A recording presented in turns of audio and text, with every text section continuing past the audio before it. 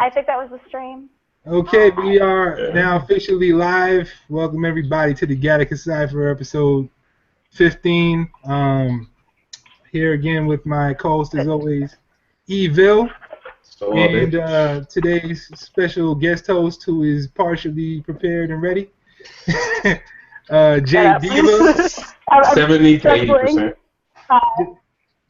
What's up? I'm struggling with the lighting here. It's okay. It's not one of your shoots. Doesn't have to be perfect. Technical difficulties. This is my favorite part of the podcast already. Yeah, I know. I love this. Let's make sure we get the lighting right. Hold on now. Get the makeup right, the hair right. You good? Everything good? Do I look? I am not wearing any makeup.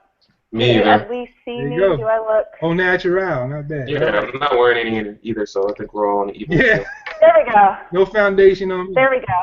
I left my mascara in the bathroom. All right, so you might hear some strange noises. I have a cat. I have a giant dog and a cat. So I have 3 cats, so we just might have a jungle episode on it too. Right. So but anyway, being that you're our newest guest host, you haven't been on before. Why don't you tell the people a little bit about yourself before we proceed?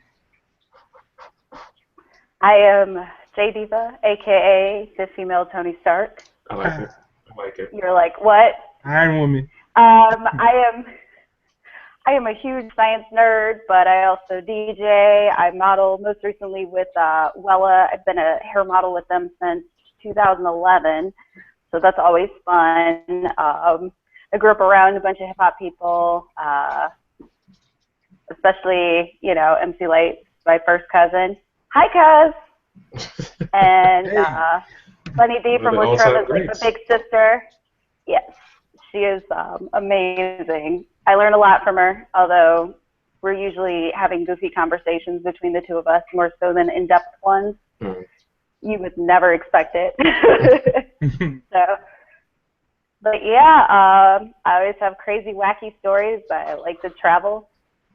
I do graphics and website stuff as well. So all in all, doing a billion different things. I end up meeting a billion different people and having crazy adventures and very, very big opinions. I like that. Awesome, awesome. Well, crazy stories are always good for the podcast. So that's definitely a good thing. So obviously you have a lot of connections to the hip hop world, and that brings me to today's topic. Actually, we wanted to discuss women in hip hop. So what would you say? What's your opinion of it, just in general, how women are represented in hip hop? Or the lack thereof. Well, the problem is there's so many dope female hip-hop artists out there. Hold on, my cat is gnawing on my foot. There's so many dope female artists out there that aren't getting the play unless, they become TNA. Like, don't get me wrong, no disrespect to, like, Foxy Brown, Lil' Kim, Nicki Minaj, because I listen to all of them. But they're the ones that are getting the play out there versus, Jean Grey, who's been on the scene forever, who, sidebar, she hates being called a female hip-hop artist. And I don't blame her. She doesn't want to be called a hip-hop artist. Mm-hmm. But it really is terrible because, you have dope MCs that are coming out there, like Little Sims. You have Bia, who's the newest of I Am Other, who's doing kind of like the trap rap. And, she's a pretty girl, but she isn't, my tits out, my ass out. Hey, I'm selling fantasies of me giving you head, blowjobs, this, that, whatever. So, I feel like sex always has a place somewhere in society, but every representation of, especially black women in hip-hop or minority women in hip-hop shouldn't be what a male fantasy is, because there are women out there like me that listen to rappers. We want to have people that we can relate to. So. Good point. I think a lot of the over-sexualization of females comes from, number one, it's kind of a double-edged thing, because on one hand you have the lack of representation, then you have males who are almost pushed in the direction of being overly masculine, overly macho, having to represent this caricature of themselves over-sexualize women, objectifying women, and then you have a woman who's forced into this small little box because that's the only image or picture that's been shown of them for decades. So, I mean, on both sides, we both know that people have multitudes, that they're multifaceted, and that someone isn't just sexual, someone isn't just violent, or someone isn't just quote-unquote conscious. I hate that term, but that's the problem. Just like as she stated, it's you have the over-sexualized female, and then you have people who aren't being represented at all. So then you take someone who wants to make this their career, and they have to make a very conscious decision once they meet with A&Rs, once they meet with producers, and say, listen, I want to eat from this, and I love what I do, but do I want to sacrifice a bit of my dignity and integrity to do so? And that's I've been in that room, so it's a tough decision to make. Absolutely, and I like what you said before about how Jean Grey doesn't like being called a female MC, just a MC. Like, I don't know too many other professions where like you have to make the distinction like that. Like, you don't say, oh man, yo, Dr. Gupta is the best female doctor in the hospital. You say she's the best. Oh no, it happens in medicine. It definitely does. Yeah, I work in the hospital. My day job is at the hospital. Oh, well, there you go. We'll see. Hospital workers. Yeah. Right. Well, yeah. So there you go. And I mean, that just seems to be the overall thing in general.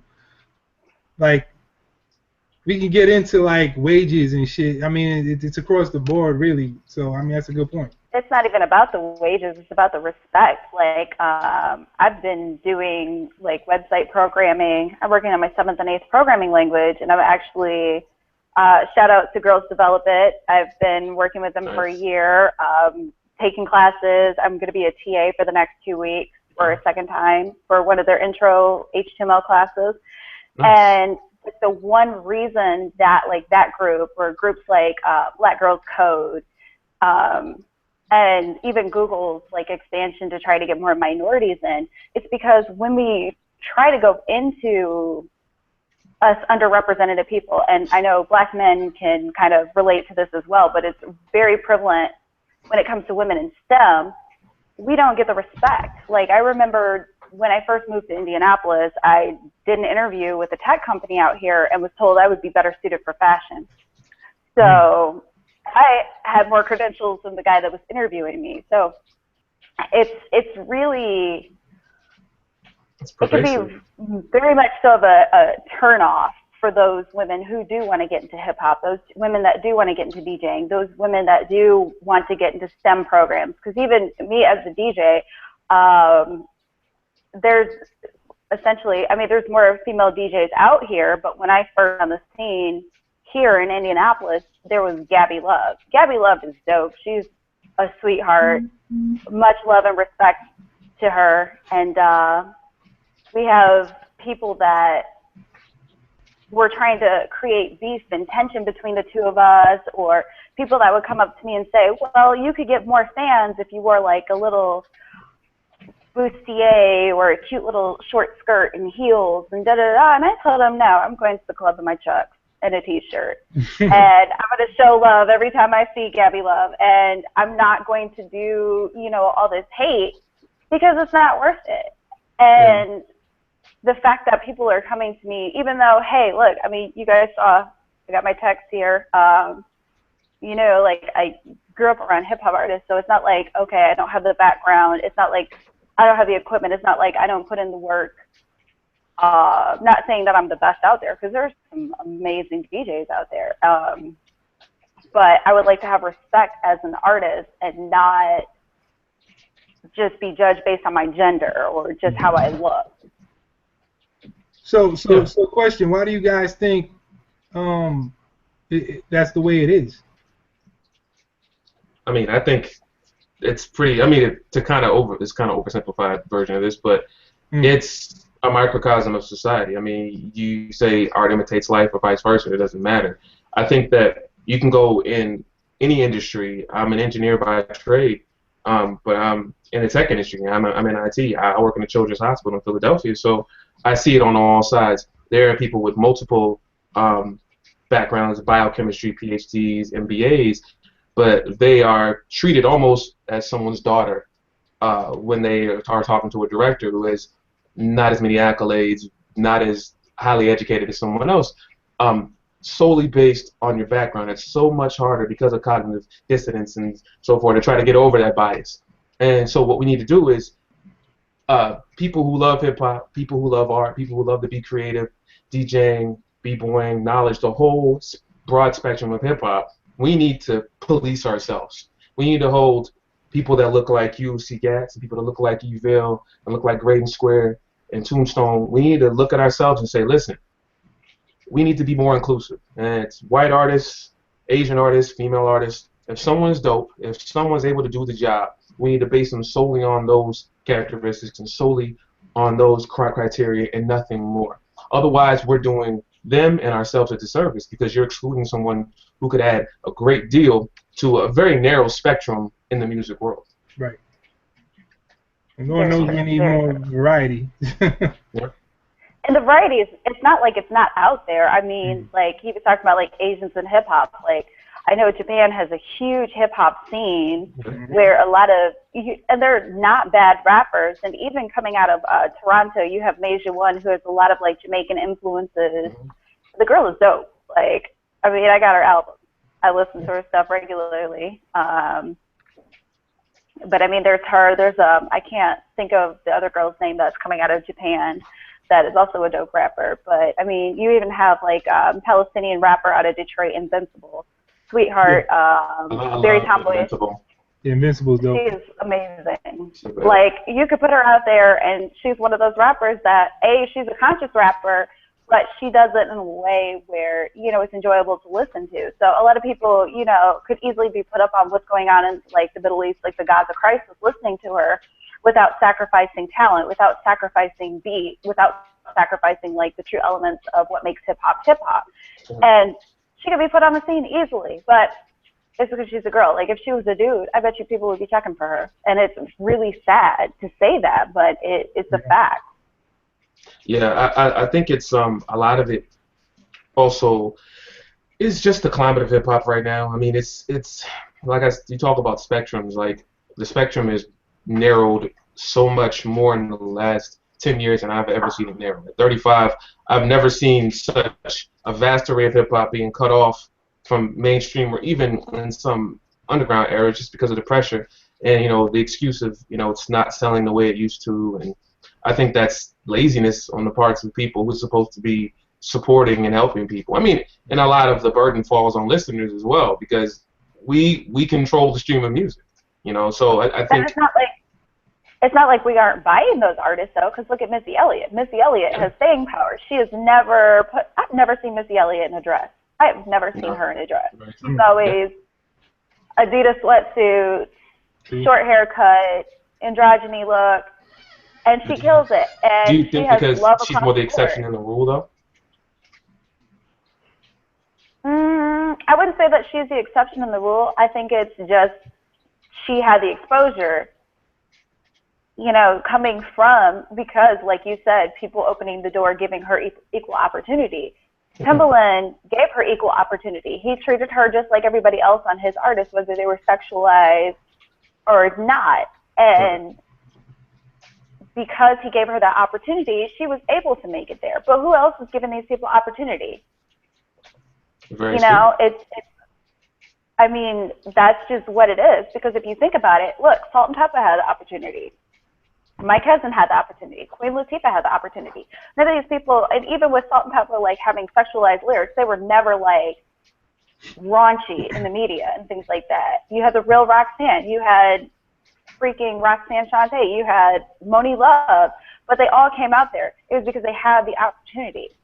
Yeah, there were sexualized people then, because you had, you know, the crew that did the Juicy song. They were, like, super raunchy and super nasty, all this other stuff, but there was opportunity given. Yeah. So and, you make a valid point when you talk about that. Yeah. So I guess the question begs, is there something as artists, as participants, as students of hip-hop that we can do, even on a small scale, like that small, tiny little metric that we sort of occupy and we have impact over? Is there something that we can do, people who are listening? Is there something in your eyes, obviously I'm going to answer my own question, but is there something that you feel that you can do, like even starting now, even if you're already doing it? Is there something that you're doing? Is there something that you feel like you can do? And I guess I'll start with Sid, since you haven't really contributed anything since we've been on this plan. Go ahead. Okay, well I'll contribute this. I think just being more like inclusive of the artists, like work with more female artists and don't treat them like they're like some foreign animal or something, like they're something else other than just another dope artist on your song or on your album. Do more collaborative albums, do more collaborative projects in general. You know, don't put them in a fucking, you know, two-piece bikini with the tits out on everything you do with them. Let them be a regular ass human being with a microphone that got some dope fucking lyrics on a dope beat, and let them do their thing. I mean, what else? I mean, that's really all there is to it. We have the power as the, you know, and this, I say this reluctantly, but as the dominant force in hip hop, you know, males, that's what it is. So we have the power to make a change, and it's up to us to do that. And if we're not doing anything about it, we're a part of the problem. So that's why every opportunity I get, and I work with anybody who's dope, but I especially try, if I find a female artist who I think is really dope, like shout out to Lady Assassin, who I've worked with multiple times in the past. Yeah, she's dope. And Danielle Black, two dope female artists. I always try to get them, and you know, it's really disheartening a lot of times because they get really discouraged to even want to do anything, because it's like I don't mean we as in me personally or anybody as else, a collective. As a collective, we make it really hard for them to get their foot in the door and really have a voice in hip hop. You know what I'm saying? Other than being somebody's, you know, even now the artists are doing their own twerking and shit. Like, come on now, you know, like it started off, you know, you got video girls. Now you got video girls and the artist.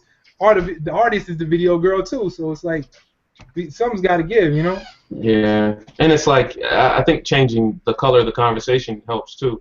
Like even in social media, when you approach an artist or you are in a conversation with someone, I always try to steer it more towards the technical aspects. They say, "Oh, Nicki Minaj has a fake whatever," or "This girl's hair is too long," or this. Instead of actually talking about the substance, and it begs the question: do people care about substance anymore? Because a lot of what pop music is and a lot of what mainstream music is about appearance. It's about PR. It's about having the right look. So, is there really? So it's like, is it really any different than the fashion industry at this point? Is the music just a backdrop to you know whatever aesthetic appeal that you can put out? Because if that's the case, we can't call it hip hop anymore. Then we should just burn the whole damn house down. You know, because that's not what hip hop is. That's not what rap is, and I guess we're talking about now. But I think in a lot of ways, coloring the conversation and steering it in the right direction when we're talking about artists, as opposed to how they look, as opposed to how they push themselves to the forefront aesthetically. I think if we talk more about, you know, the skills, I mean, it'll literally tell someone who's 13, 14, 10 years old and going, you know what? I may not look like this person on my poster, but I can rap my ass off. I can DJ. I can break dance. I have skills. I feel more confident putting myself out there, because if you look on television and a person isn't represented as the person that's looking in the mirror, you're a lot more reluctant, a lot more apprehensive, tentative to go, yeah, I want to try that. You know what I mean? Yeah, I mean, to add to your point too, I mean, look at Kanye. Like, I've seen him talk about his fashion deals more than any. I hardly know anything about his upcoming album other than a couple of songs. I've seen him talk more about Nike. You have another album? Huh? Yeah, exactly. Yeah. Precisely. Just stop.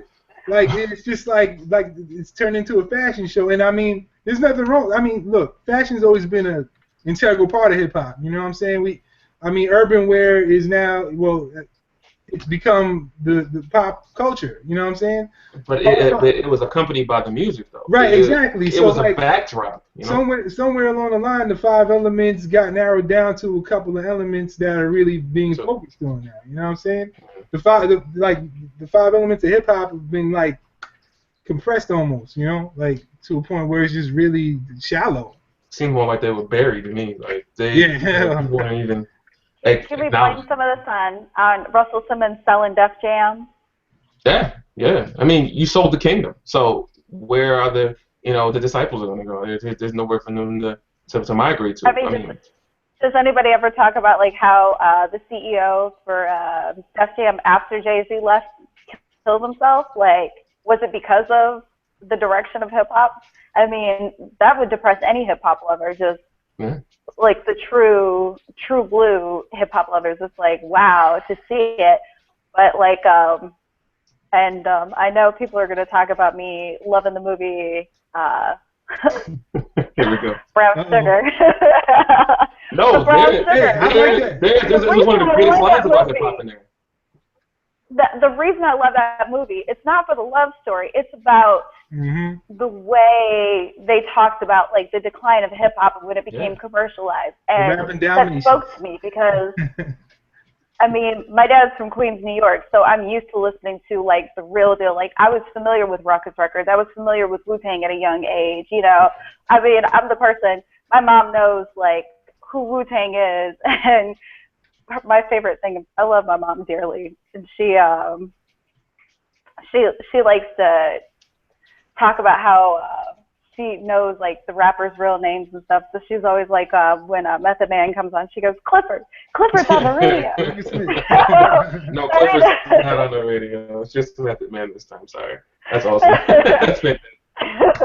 But I mean, like, you know, that's kind of the environment that I grew up around, you know, aside from, you know, my cousin and the people that she was around and things like that. So I was introduced to true, real deal hip hop at a very young age.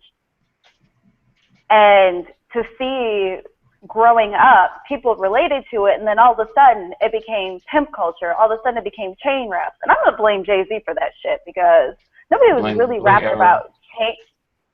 Because nobody was really, think about it, like 96, he was really like the first mainstream rapper that was out there like, yeah, look at my yacht, yeah, look at my shit, yeah, look at my this, that, or whatever, versus, he was selling hey, products. I came from nothing. Yeah, right. And, instead of just coming forward and saying, look, you know, hey, I came from, and this is the one thing you have to have respect for Biggie, because he's like, you know what, hey, I came from looking at these people in Word Up magazine to being able to take care of my mama and buying all the video game systems that I could because I came from nothing to something, you know. And then now you have Drake that's, you know, started from the bottom, now we're here. Dude, like your dad, seriously, your dad is like a six-figure attorney. Started from the mid-level, high level. I mean.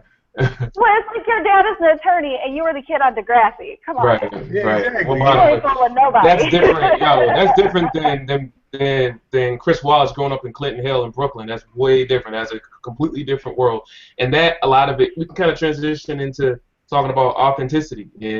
Is it even something that is important in hip-hop? Because you have,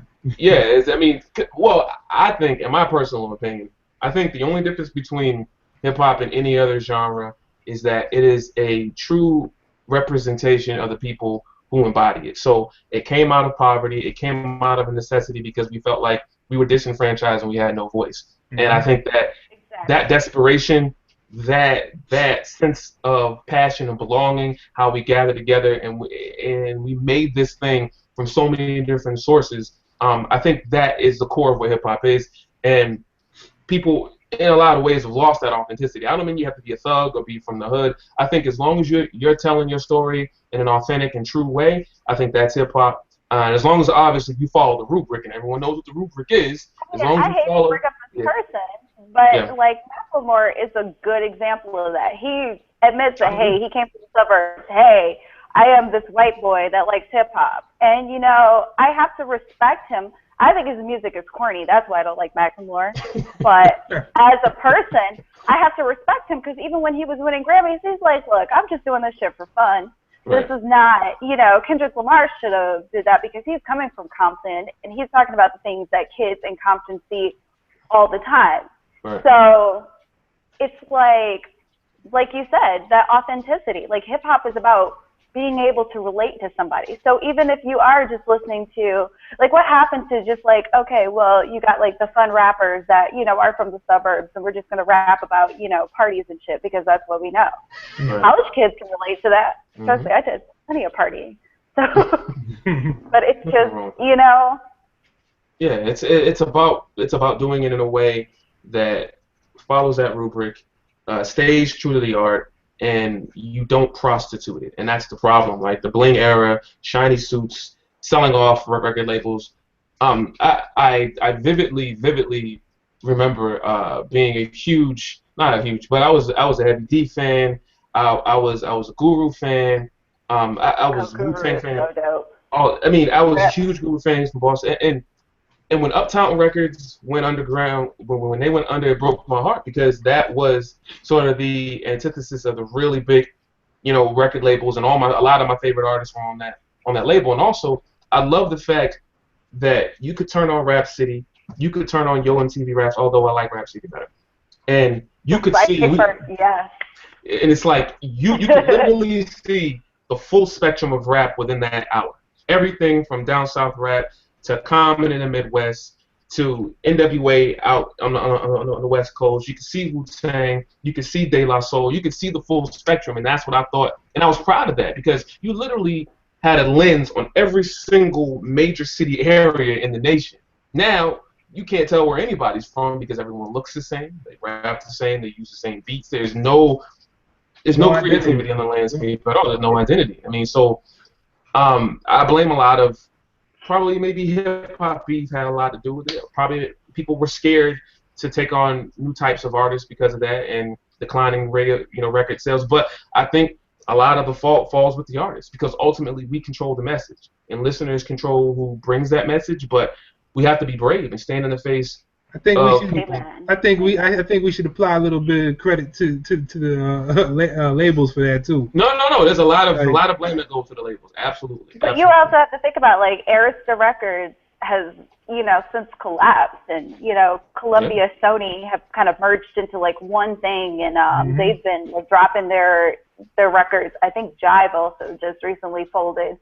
So it's not the labels. It's about like the YouTube stuff. You got all these kids that are imitating the stuff that they see, and then the few labels that are up, they're like, okay, well, you know, they're getting a bunch of hits because it's like, okay, we're imitating, like Soulja Boy. Soulja Boy is imitating all the trap music that he had been listening to, you know, them Franchise Boys, Little John and the East Side Boys, stuff like that, with the rocking and snapping and doing the dances. And, you know, while I think he is obnoxious, you know, it was still kind of like fun.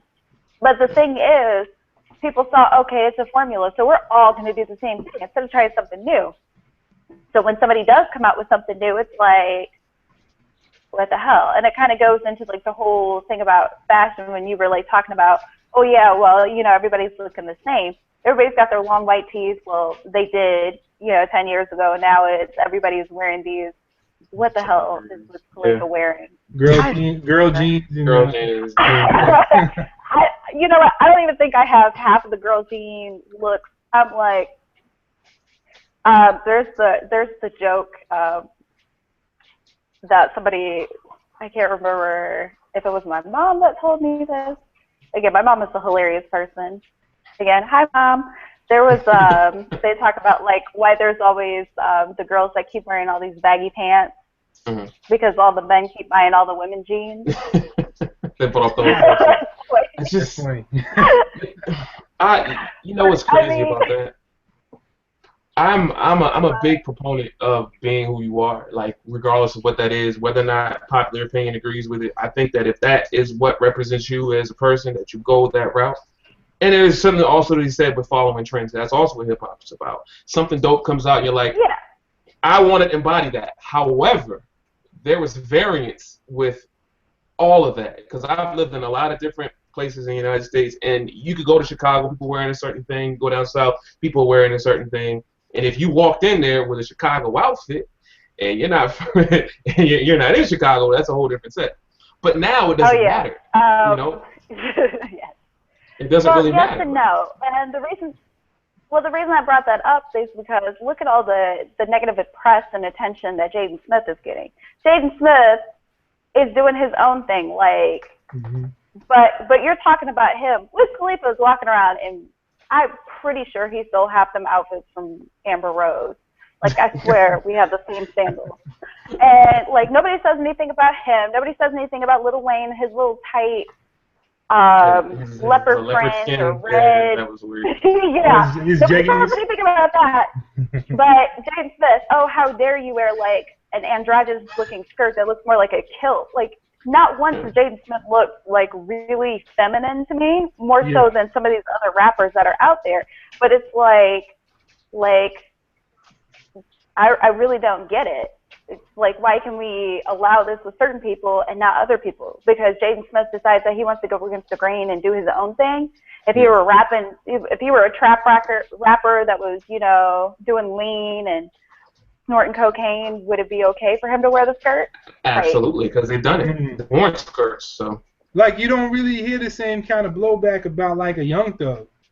You know what I'm saying? Like, and he dresses probably more effeminate than literally wears than Jaden Smith. Really, if you think about it. I mean, in my personal opinion, like I said before, I think if it's true to who you are and that's how you feel and that's how you want to express yourself, I have no problem with that. But if we're talking about fairness and equity and treating everyone and putting everyone in the same box, I don't think it's fair. Just because, you know, and I think people want to see other people fail, certain types of people, you know, especially if your parents are successful and you were born wealthy or whatever, automatically the stigma of, and it's like, what new weird thing is this person going to do? And as soon as you do anything remotely close to that, they jump on you. So I don't have a problem with Jaden Smith or anything.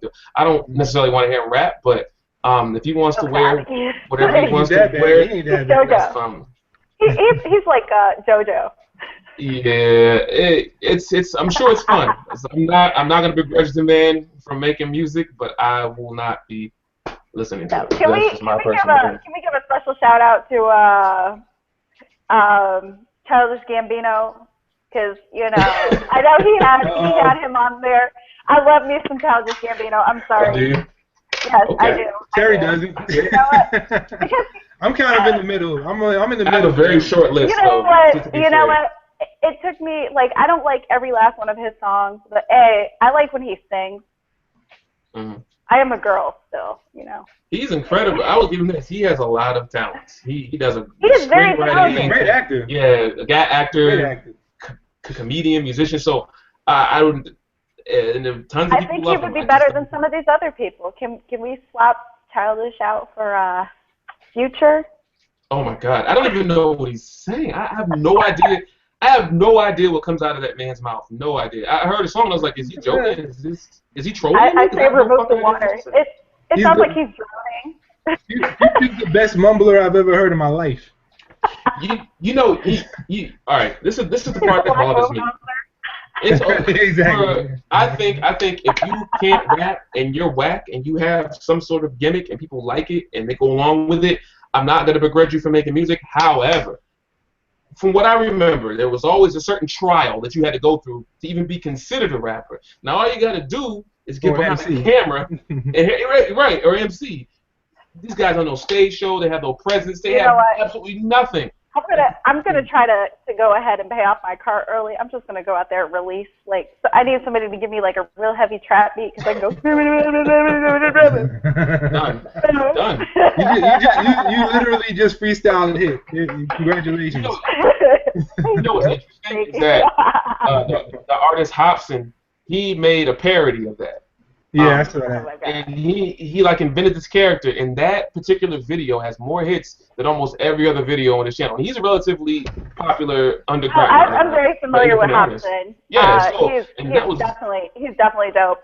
He's very dope. And I'm like, he's like, why the fuck did this song get more attention than almost every other song on my page? I was asked that question too. Yeah. Well, I mean, obviously you know why. So the question is, do people want what we would consider as hip-hop artists, creatives, dope music, or do they just want pop party music, drug music, like disco? well, at the same time, let me throw in like a little curveball here. So again, kind of going back to females in hip hop, I briefly mentioned a new I Am Other artist named Bia, who she's out of Boston. Seth and I talked about her earlier, and she's dope, and she's doing trap music, and she is killing it lyrically.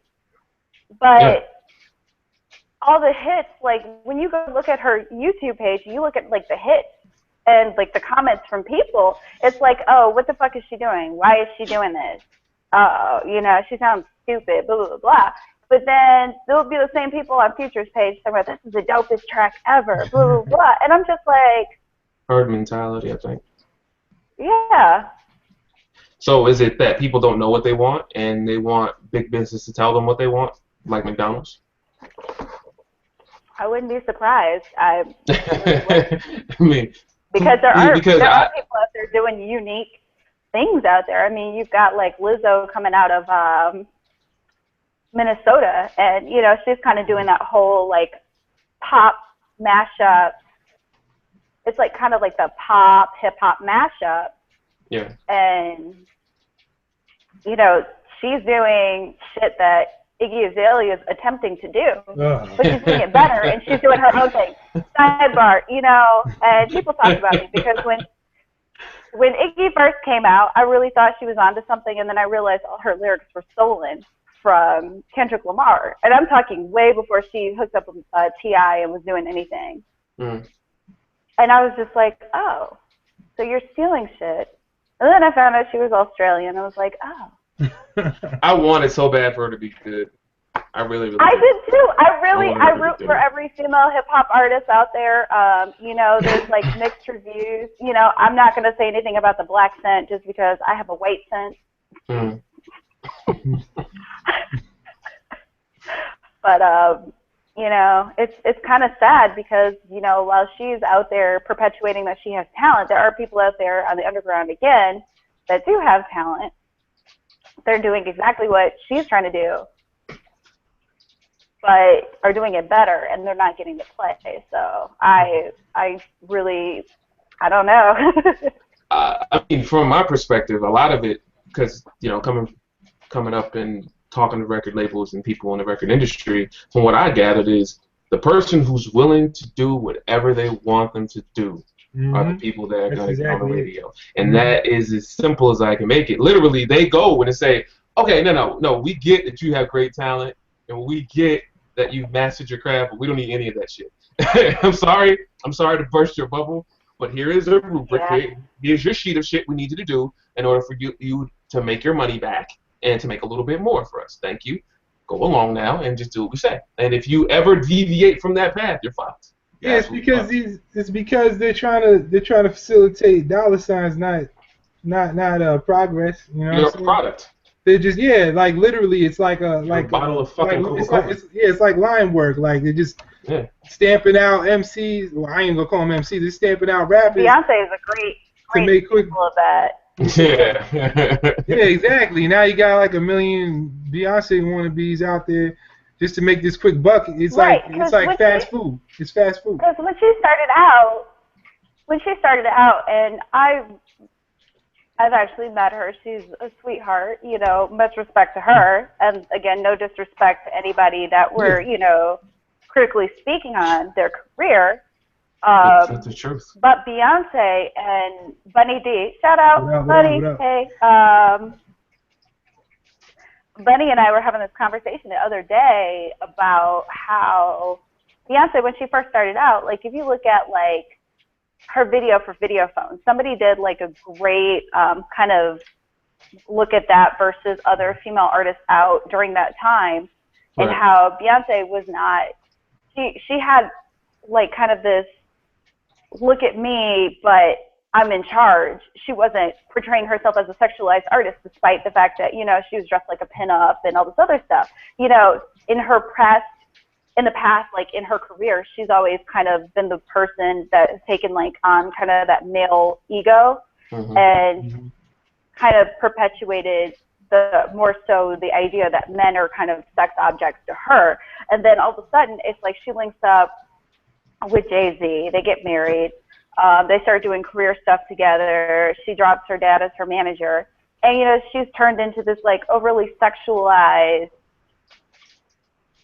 you know, hey, look, fantasy. And she wasn't that before. And it's just like, it's not, again, not to say anything against her as an artist, but she's completely flipped the script. Like, there's nothing, I would never consider her a feminist because it's not about, like, she was really staying true to what her beliefs were, supposedly, as in a woman could, you know, they dictate how they feel. She wouldn't go into that song Flawless, quote Shimanda, and say, oh, yeah, well, you know, my man makes me feel so goddamn fine. It's not about your man making you feel fine. It's about, I woke up like this, I'm flawless because I'm the shit. And that's how it should be. That's like the whole point on feminism, is being accepted as an individual, as yourself, as not an object. Right. Exactly, self-validation. And now she's just like, just another artist. I mean, as it was put, I can't remember who the blog or the writer was, where they were talking about Beyonce. You know, she's the hardest working girl in entertainment. She's not the best singer. She's not the best dancer.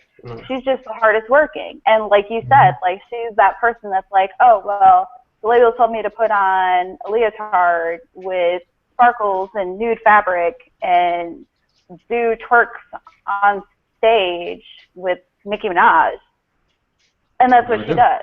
And it's really sad because, you know, she went from being a true authority in the feminist realm to just being just another pop artist. Powerful image. Industry puppet. Yeah. And you know what's funny is that around the same time what you got with Jay-Z, the first thing I said to myself was someone must have had the next level conversation with her. And every artist who's had any sort of success can tell you that at some point someone who has tremendous influence over you or artists in general will come to you and say, listen, you're doing great. We love what you're doing. However, if you want to take this to the next level, and then there's just a whole slew of things will come after that. She's like, I do like next levels. Next levels are my shit. How do I do this? Tell me more. And he frames it as not as a compromise, but as, you know, changing your mind about things a little bit. But it is a compromise. All of your ideologies, your ethics, putting in what you fail to understand is the same thing with B.O.B. and the flat earth thing. I can say whatever I want in my living room. I can say whatever I want on the street corner and on Twitter. But when 100,000 people are staring at me, I have to realize that my message is no longer just my message. That message is being retweeted, it's being repeated, it's being echoed, and that echo chamber is much larger than you can ever realize. And so you have to be careful with what you say and how you portray yourself, because that is going to have an impact much further reaching than you can ever imagine. And if it's just for a couple dollars, I think that, you know, it's a little sad and a little cowardly, honestly. You know? Yeah. I have a little bit of a backbone. And I mean, I don't know where it be. I don't know. I missed half of that. You said you don't know where B.O.B.? Yeah, you cut out a little bit. I'm sorry. I don't know where B.O.B. got that flat earth thing. Weed. Oh, speaking of that, I just real quick, I want to shout out my man Gifted Anomaly. He did a rebuttal to the flat earth thing. He fucking murdered that dude. Y'all need to go look him up on SoundCloud, Gifted Anomaly. He killed him. I will say, definitely. I actually have a theory about this. So, if you watch the whole Twitter back and forth between him, Lupe Fiasco also chimed in. Oh, did he? Yes, he did. Oh, in a big way. Yeah, and he said that he dabbles in quantum theory. Now, I minored in physics. I know a little bit about physics, but physics major. We're going to be best friends here. I'm a huge nerd. So you feel my pain here. I should introduce her to Grand Unified. Hey, man, you in the house. I will say this. The thing that upsets me is that intellectualism has permeated hip-hop in such a way that you hardly know where to focus your lasers and attack it first. It's everything from misogyny to anti-intellectualism to just rampant miseducation on every scale, and you start to wonder: is this our doing? Is it an outside party's doing, or is it just the natural degradation of music? Because you look at jazz, you look at all these things. Yeah, oh my God! Oh, what was that? I didn't catch that. What was that? Oh, the Hotep brothers. All right, so I'm sure she'll. Oh, I'm sure Hotep. she'll Oh, expound God. on that. Oh, sweet God. Somebody in the world is shitting their pants because I'm being treated equally on this podcast as a black woman and I'm not in the kitchen. They're like, why does she have her face covered? Well, they don't know about the twerking section yet. We ain't got to that. No. The twerking segment where me and Sex sit on our chair. I will say this. The thing that upset me the most. The thing that upset me the most about the whole B.O.B. thing. Is that Neil deGrasse Tyson felt the need to respond. I felt I'm sorry, I loved his response though. No. I loved it. I loved it. And I understood why he felt the need, but I was like, have we really gotten to the point where a world-renowned astrophysicist, genius, brilliant man has to respond to a smoked-out rapper's claim that the Earth is fucking flat? Regardless of all, he is literally, listen, the thing that pissed me off the most is that he is on a miniature-sized computer that has literally all of the information in the world on it. And he chose to believe in that line of logic. And that's the part that upsets me the most. We are in the age of information, and people are lazier than ever because they know they can just Google something. And he's like the GoPro. He's like, this is the corrected GoPro angle. Yo, and what kills me is the dude has enough money to go get a fucking airplane and fly around the world and find out for his fucking self. Around the world. Go to any observatory. Every continent. Excuse me for the use of that word, but when somebody starts working my nerves. Oh, it's fine. It's fine. Listen, if you've ever been in Australia, you haven't noticed that the constellations are upside down. You're not paying attention. He could Google that if he wanted to. But he was talking about 16 miles. Oh, sweet God!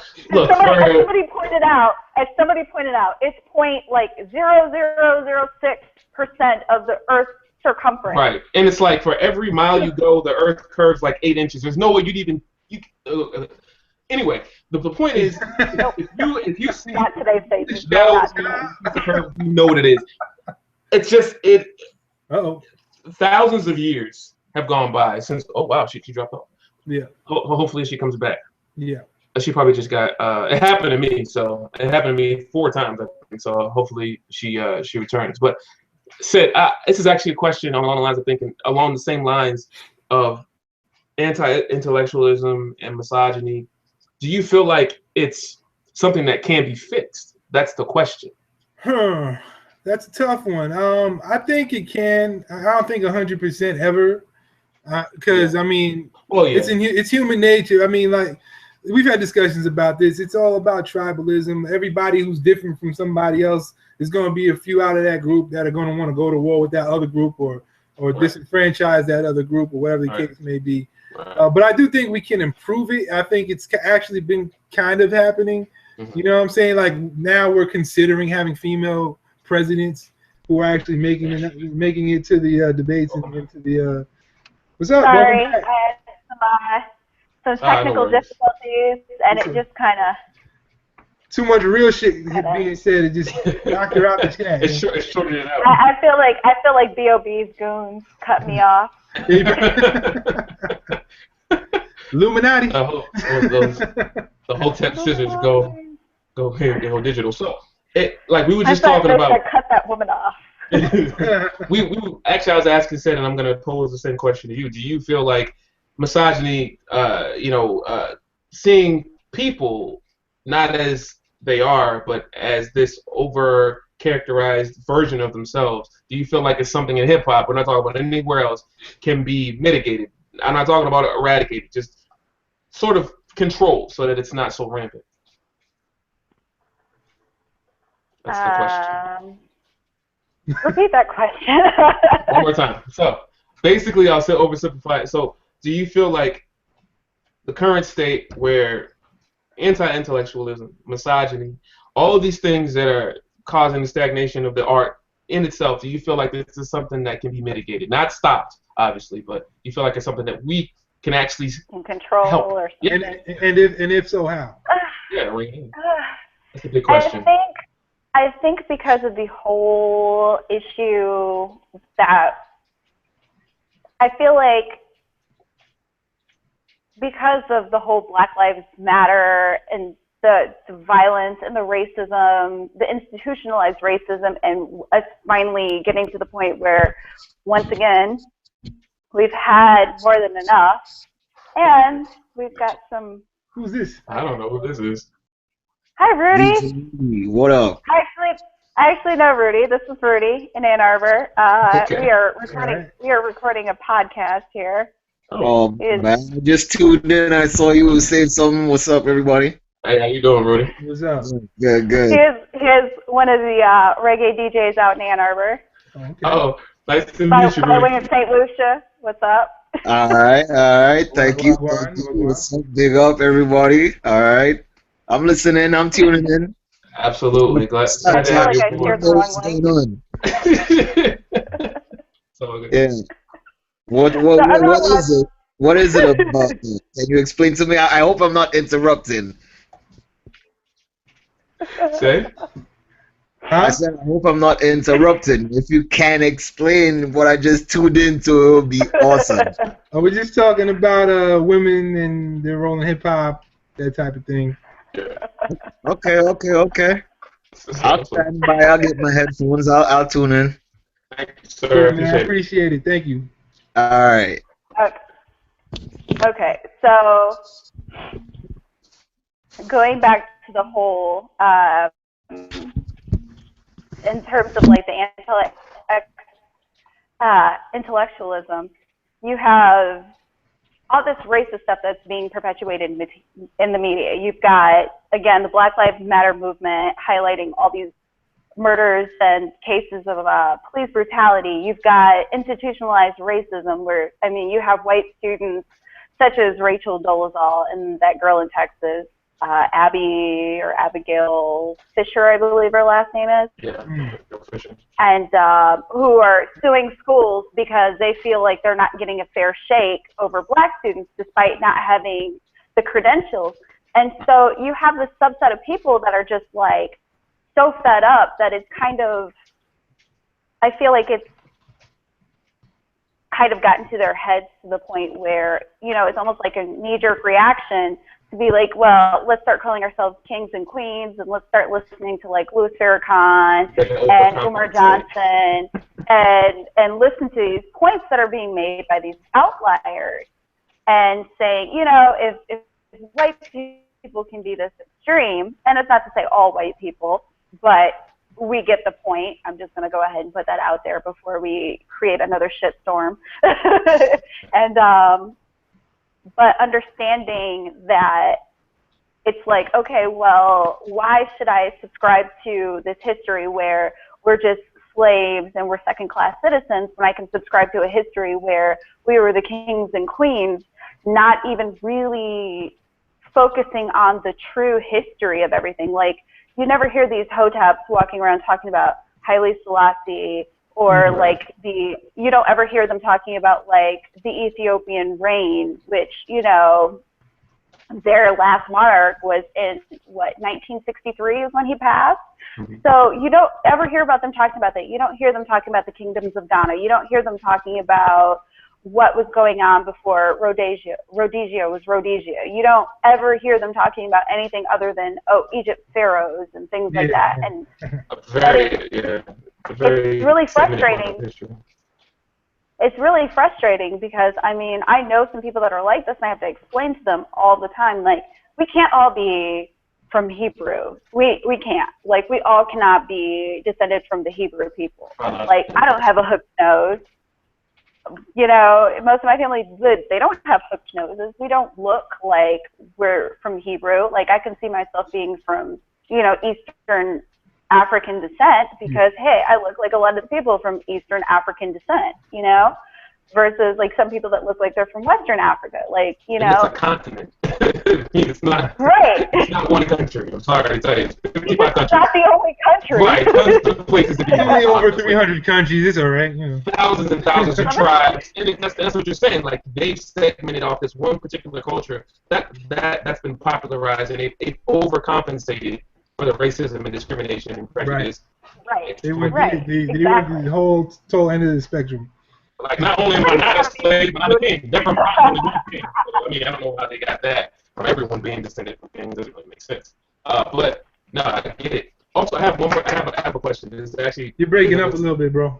Am I? Oh, yeah. Is this better? Better, worse? Better, worse? Hold on. How about now? You sound like you got a vibrator in your microphone. Well, now we know how you get down.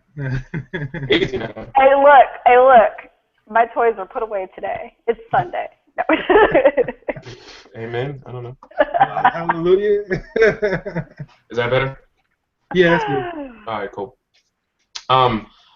Sort of in the same vein of, authenticity and being who you are and expression, do you think that we should go the way of late 90s, early 2000s, where you saw this outcropping of very small record labels, these independent record labels, Raucous and so forth, and that were very over-specialized. So you knew where to go for lyricists, you knew where to go for neo-soul artists.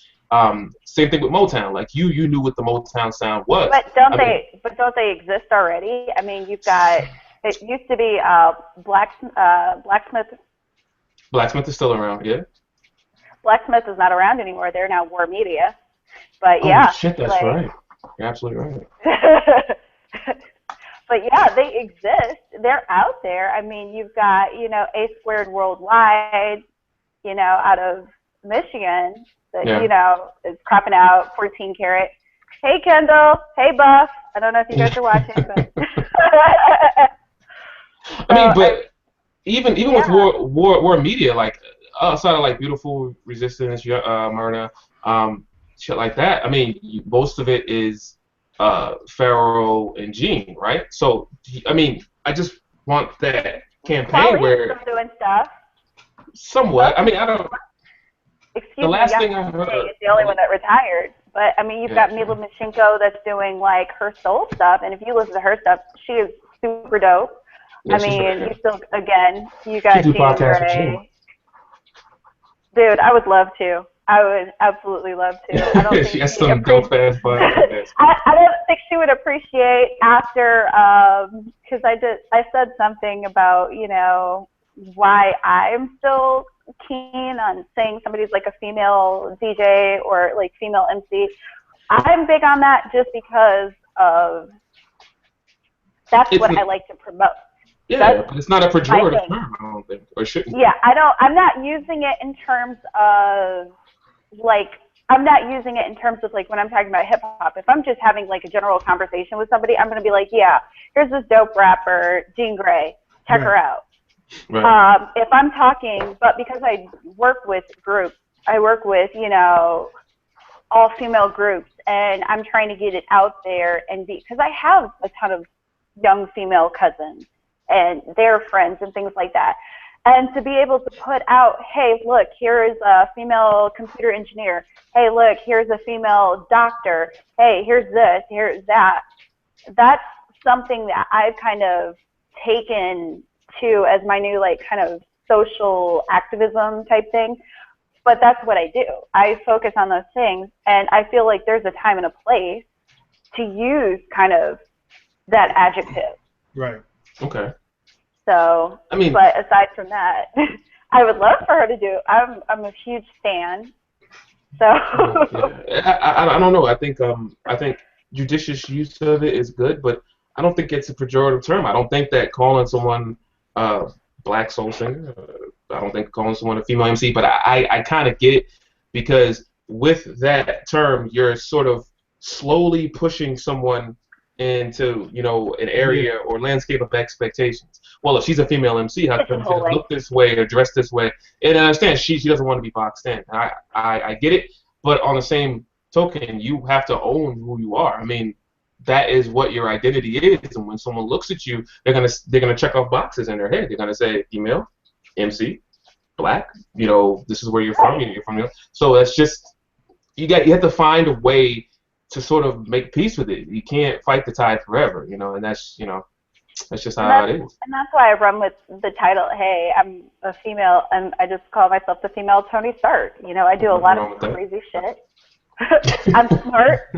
I like to party, and I do a lot of crazy things. That's why. Female Tony Stark. And you wear wallabies? Yeah. I don't know. No, although I do have a gold cuff. I'm just really sad that it doesn't have a big-ass bird on it. Oh, Jesus. Big motherfucking... You start wearing robes like 24 hours a day, giant hats, and it becomes a problem. I don't know. I think actually I was having this discussion years and years ago. There's a small record label in Raleigh, North Carolina, and they were talking about, this is why I actually brought that up, and their whole goal was whether or not an artist was quote-unquote polished or good, if they saw some sort of talent, they would allow them to cut a demo for free. And based upon the reception of that demo, then they would carry on. They would, put some management behind them, a little bit of push. That's how I remember hip-hop artists coming out. Now you have YouTube where people can record their own demos for free. Yeah. So do you think that that's a good thing? Or do you think that without someone guiding someone, you think that could be problematic? Double-edged sword to me, right? I would agree with that double-edged sword because, I mean, honestly, if it wasn't for people, again, like kind of bringing up Masia One, she started her own thing. She does her own production. She started her own label. She did her own demo, and she pushed her own stuff and, made it on a global scale. People know her in the islands. People know her stateside. People know her in Canada. So, it may not be like the biggest, name in hip-hop, but she went out there and did it. She was putting out those demos with Jean Grey. Jean Grey is, like, recording her own thing, and she's doing production. Like, I don't know if you guys get into, like, listening to podcasts, but there's a podcast called Another Round, and she does all the music for that.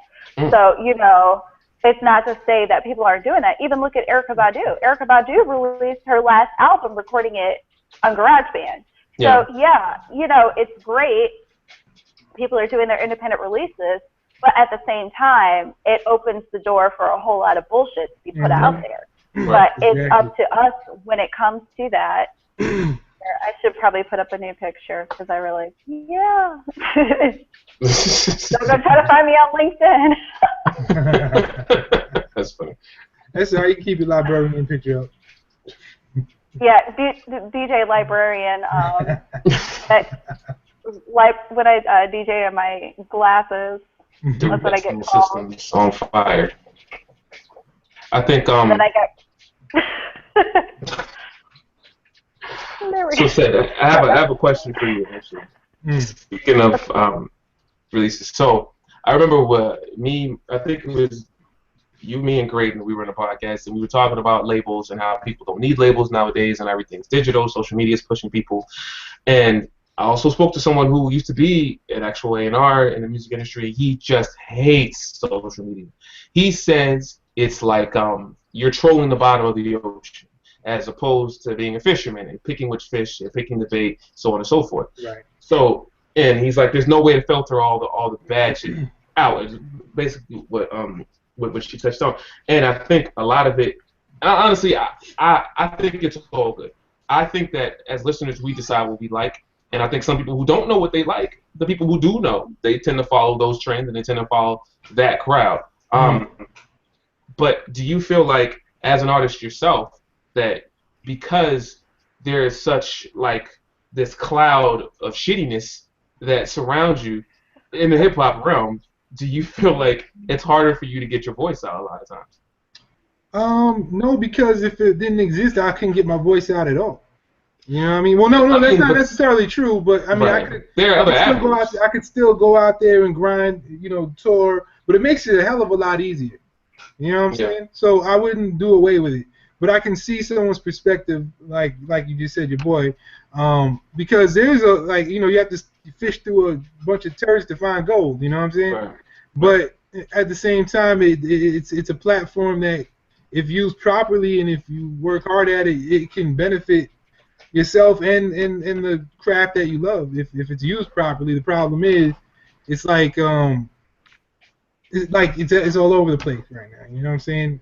Yeah. You got people like Slim Jesus getting shows. You know what I'm saying? Like, what the fuck is that? Well, he's getting strip club shows, so I don't know. I don't know if that counts. I don't know if that counts. It's that cloud of shit that you're talking about. You wouldn't have artists like Gucci Man. Yeah. That's a little guilty pleasure. Because this stuff is so stupid. But it's so fun to listen to. Yeah, I have a guilty pleasure. I thought he was somebody making fun of Southern hip hop. I honestly didn't think he was a real person when I first heard him. I did not think he was real. And I'm sorry if anybody likes him listening, but I think I was like, no way he's really doing this. Yeah, he sounded like a parody at the time. Now, like compared to the people that are around now, they make him sound like a fucking Nas or something. Like. You know what? You know what? I can't hate the hustle because he's out there hustling. He's making money. If he's selling his records out of his trunk like Master P was doing, hey, I don't want to hate the hustle. Garbage is garbage. Call it as that. You could still like it if it's garbage. We love the movie Pootie Tang, but we know good and well that movie. That's a bullshit movie. That movie's so bad. Oh my god. I love that movie, awful. It's so terrible, but it's funny. It's like I can appreciate P. Diddy's business hustle, but he should not be rapping. Oh God, no! But he doesn't write rhymes; he writes checks. So. Yeah, exactly. It's not enjoyable to listen to either. No, it's not. No. Like some people are enjoyable to listen to as garbage rappers. He's not one. He's like T-Baby. Oh my God. I will also say that a lot of times when you're from a certain area and someone who comes out is really popular and they suck. It makes it really difficult for you to stay who you are. Like if you happen to be a lyrical person and you're from the South and you come out in 2003, fuck it, not gonna happen. Move to New York City, move to the West Coast. You can't necessarily say that because Outkast was totally lyrical. But Outkast was the exception. T.I. was too. Before T.I. was into his new shit. Because I'm Serious was a dope track. It really was. No, it was, but it was really difficult because they'll say, no, we've already got a T.I. We've already got an Outkast. Yeah. We're like, but wait, we have 25,000 Snap rappers. What the fuck? Like it's not consistent. But they're also one-hit wonders, and you don't see them going really. There's no longevity now. Yeah, there's no longevity. They're like 2 songs. And that's it. Yeah. Yeah, those fucking ringtone rappers. It makes me angry, man. It makes me really angry. You guys want to hear a funny story? And my Indianapolis listeners here, I'm just going to go ahead and apologize ahead of time for making fun of some of your local rappers. But there was a song called "The Jiggle-8." Sorry? What? I'll wait. It was the most god-awful song ever, and it came with a dance that looked like somebody was casting a fishing line. And it was the most popular thing out here, and I'm just like, and don't get me wrong, there's some dope-ass rappers out here. Shout out to Clinic. What's up? And, but what the fuck? I recommend you guys listen to it. Nope. No. I'm really okay. I'm the that one. Was a cautionary tale. I'm the one who gets enjoyment out of listening to shitty rappers, so you can send that to me. I don't want to feel like my IQ is slowly being diminished second by second. Someone put on Future. It was like. I'll put it this way: this rapper was like, and I met him too, and he's. He reminds. Okay. He's a really nice guy. There you go. He's a very nice guy. Yeah. Oh wow, that might be worse than calling him an asshole. Whenever someone prefaces the statement with, "He's a really nice guy," he's really good at that. He really reminds me of Young Duro on Lean, riding the short bus. Say no more. Oh, okay. Got it. I don't mean to put his shit out there like that. I don't. Again, no disrespect. However, you're what? However, I couldn't. It was not what was up. Like I will I'll be honest about this. If I don't like your shit, I'll kindly tell you I'm not feeling that shit. And that's okay. That's true. You should be able to calling people whack has become some kind of fucking social faux pas now. Like some shit is just whack. There has to be a Right. contract. They always want to. They always want to tell you how, you're being a hater, and Yeah. like how everybody's coming for my pretty Tony. Ghostface. He's been calling out people. I do not like whatever. What is that dude's name? Action Bronson. Thank you. I can't stand him. You don't like Action Bronson? I love Action Bronson. I don't like him because, you know, and here's another unpopular opinion. Azalea Banks is a dope-ass rapper. I like Azalea Banks. I don't like her attitude per se. I don't like how childish she can be. Yeah, she's annoying. But as a rapper, she's very She is a very talented artist. There are a lot of people that I can't stand that are talented. Action Bronson is talented, but if you ever come for a black woman as a white man, I can't support you.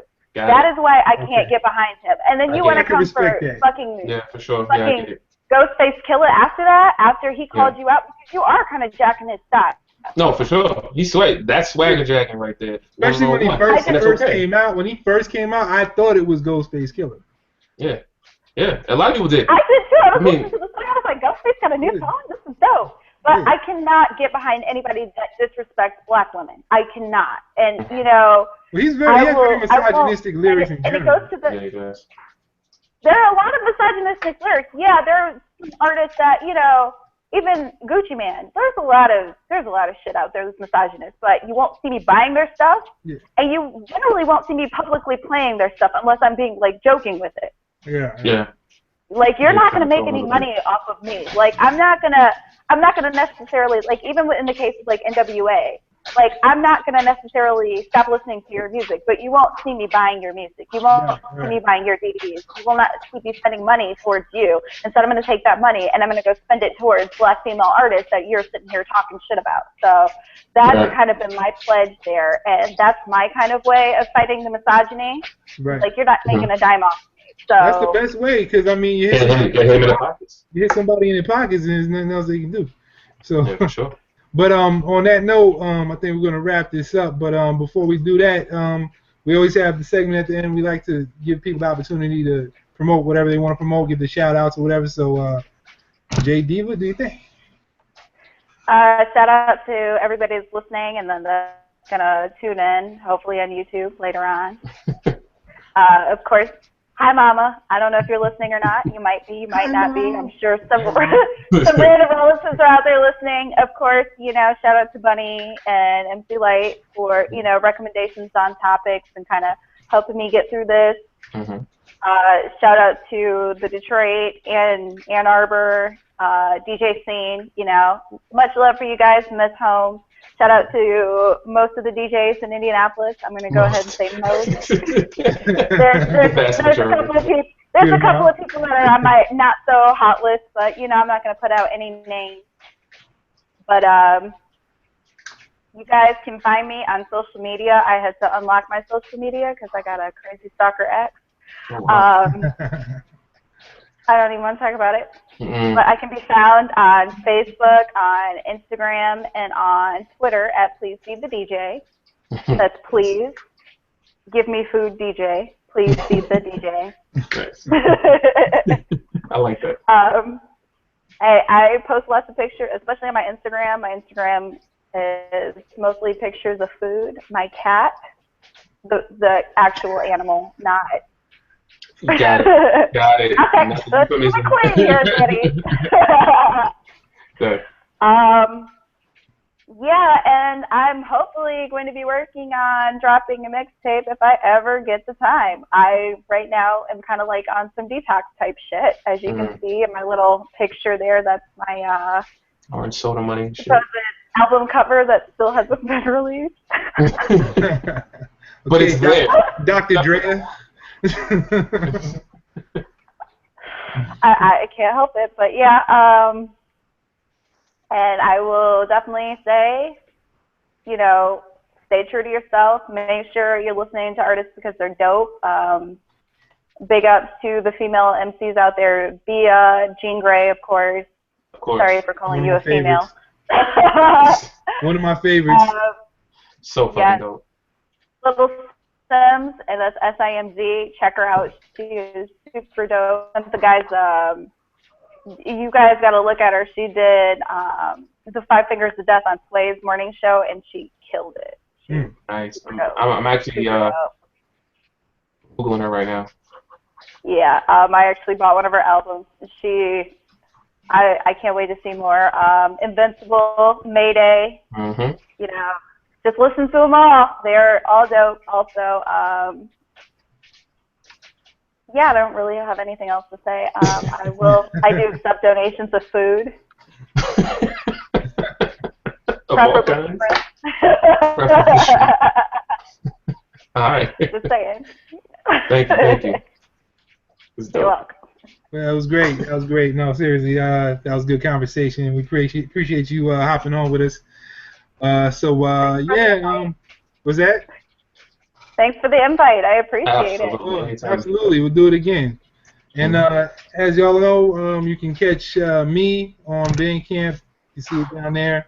I don't know if I'm pointing in the right place or whatever, but Terry, you can catch him on SoundCloud. You can check his little graphic on the bottom there. Pop crates. Yeah, and that's pretty much it. We thank everybody for tuning in again, and go support female artists, man. You know, absolutely. They keep hip hop alive. They need our help. Keep hip hop alive. You know what I'm saying? Keep it alive, man. That's all I gotta say. So and don't let the ass and titties be the reason that you support them. That's right. Exactly. Flat-chested people can be dope too. That's dopeness first. Dopeness is not in the bra. Absolutely. But yo, everybody have a good one, and that's it for today. GATaca Cypher signing off. Peace. Peace. Bye.